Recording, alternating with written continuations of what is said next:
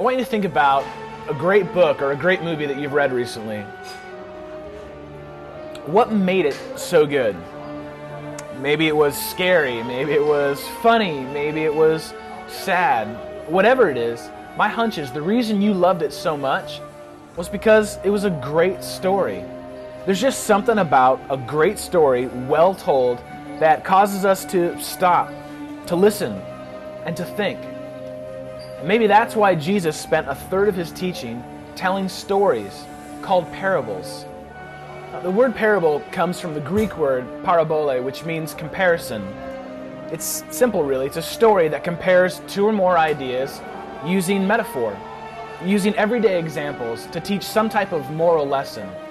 This is why Jesus loved parables, because they were short, quick, easy to get stories that taught deep, eternal truth. Jesus' examples came right out of the everyday life he lived in, first century Galilee and the surrounding areas. The examples he used are a far cry from the 21st century world we live in today. Most of Jesus' listeners were farmers, while we live in the cities and suburbs. I mean, think about it. When was the last time you saw some sheep and goats walking down your street? Or when was the last time you saw a farmer sowing seed in the field by hand?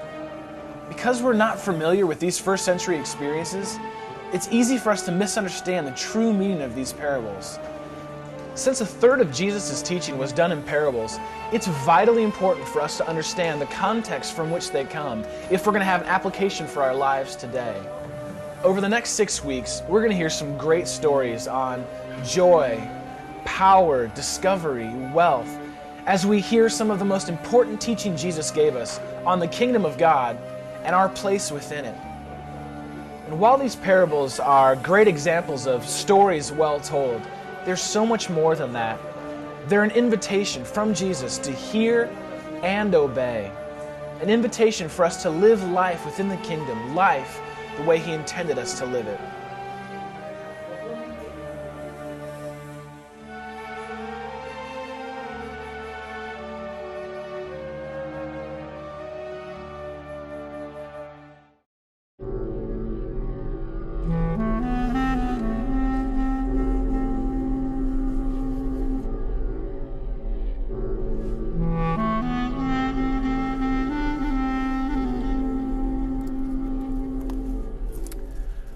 I'm here in the hillside just north of the Sea of Galilee. I brought some mustard seeds with me because Jesus uses seeds like these, small and familiar, to make a big point.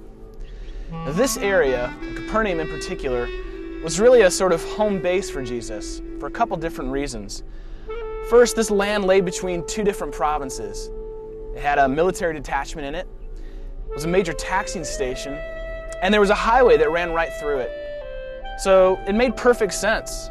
Jesus was planting himself right at the center of the crossroads of commerce and culture. Now, if we were to draw lines between Chorazin, Capernaum, and Bethsaida, we would form a triangle right here on these shores. Within that triangle, we would have mapped out the region that was undoubtedly central to Jesus' work and ministry. This is where he called his original disciples. This is where he fed the 5,000. This is where he taught the Sermon on the Mount. Down near the lake are coves where fishing boats would pull in. The Gospels tell us that when the crowds became too great, Jesus would actually pull out and teach from a boat, and that the crowds would be packed into the natural amphitheaters formed by the hillsides and Lake Cove. These hills, and in fact really all of Galilee, were and still are rich agriculturally. They're so different from many of the other places I've visited in Israel. Moisture lifts up off the Mediterranean Sea and makes its way to these hills, making them perfect for grain crops.